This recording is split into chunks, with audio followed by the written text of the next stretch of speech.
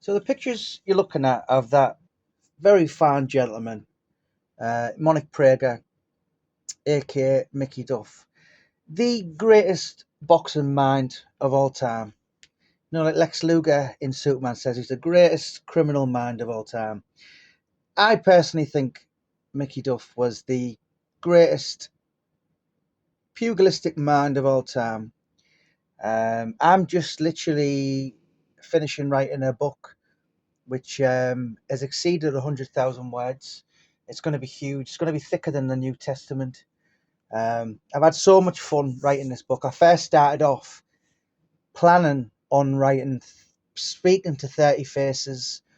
Then I got to 30 and thought, then I went to 40. I'm on 46 now at the minute, but I'm rounding it up to 50. I've got another 4 to speak with this in the next week or two, and that is it. So you may, look at him. He's certainly got a pugilistic features. Flat nose. You don't have to look at this. You don't have to read the small print to see. He was an ex-fighter, 123 amateur fights, 69 professional fights. Some say he had an accountant's heart. I just wish every book I write in the future was as interesting as this guy. And I don't mind admitting that I somewhat, dare say, even became obsessed with him.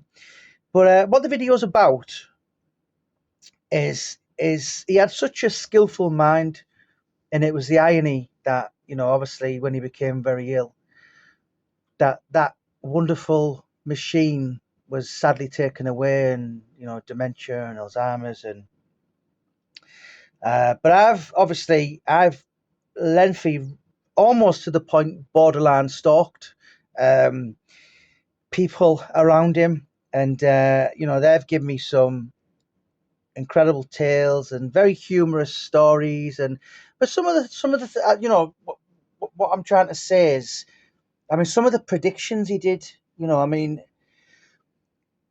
going back 1989, Nigel Benn to beat Michael Watson was a huge favourite. And Ben was 2-5, and I think Michael Watson was nearly 3-1. I think you could have gone him. And Mickey basically put a lot of money on Watson and said how the fight's going to play out is Watson, obviously Watson will take what Ben gives out on the gloves, on the arms, and basically box him at a distance. And it turns out exactly that. Anyone who's watched a fight, you remember basically Michael Watson actually knocked him out with a jab. I think Ben was just exhausted from pretty much exactly to a T what Mickey Duff said. Watson would kind of catch all Ben's bombs on the gloves and arms, and then basically take him out in the mid to second half of the fight, and that's exactly how it did. Obviously, Mickey had a lot of money on his man. Marvin Hagler, by that point, when he fought Sugar Ray Leonard, had defended the title 12 times.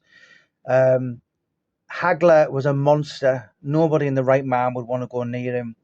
And Sugar Ray Leonard had been in retirement for 3 years, and Mickey had a vast amount of money on Sugar Ray Leonard, and none of the writers were giving Sugar Ray Leonard a chance. They basically, the majority of the boxing experts said Cocky Sugar Ray is going to get the beating he deserves. It was a split decision, but Duff got it right. Another prediction was Kirkland Lang to beat the great Roberto Duran, hands of stone. Kirkland Lang, British level, European level.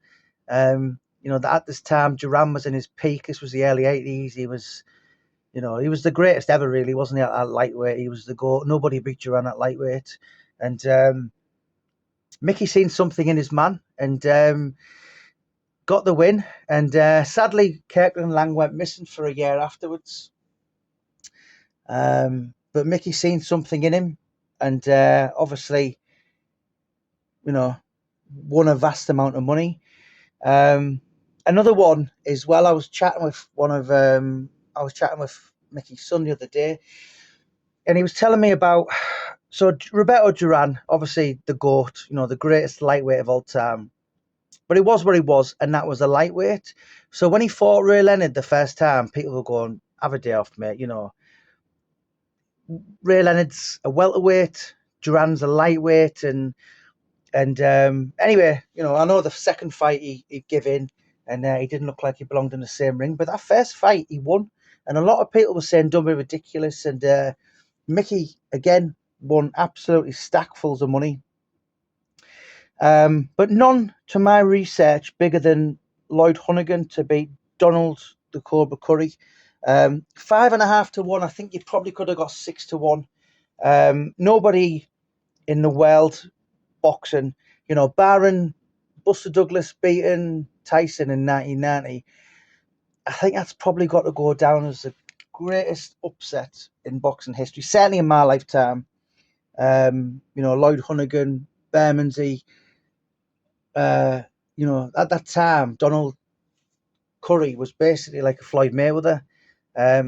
He was unbeatable. Do you know what I mean? Nobody gave him much of a chance, and obviously Mickey backed him, and he was in Lloyd Honeyghan's corner, and the rest is history. Another one was Evander Holyfield to beat Tyson.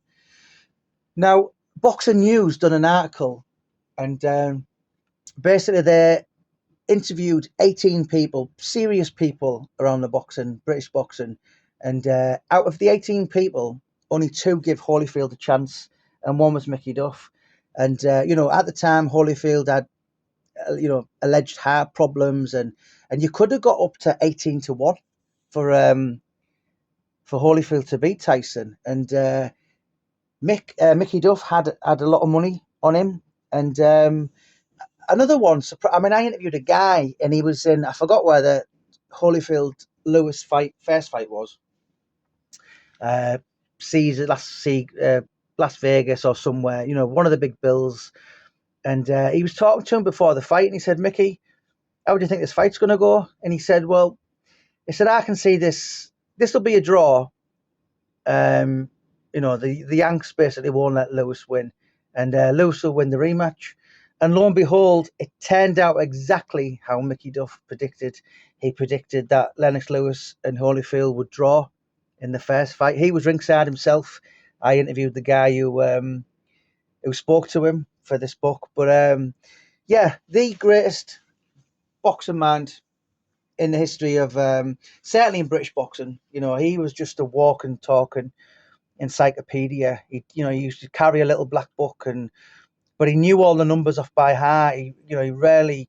I just don't think there will ever be a proper boxing man like Mickey Duff again. These days, I've interviewed Barry Hearn for the book, but he's been involved with snooker. He's been involved with darts. Frank Warren was talking about buying, I know he's an Arsenal fan, but he was talking about buying Tottenham at the start of this year. And Mickey Duff, basically, it was just boxing. It was just the noble art. It was just nothing else. He said in his book, he said, even when I'm in the bath, even when I'm having my tea, I can't stop. I'm matchmaking all the time.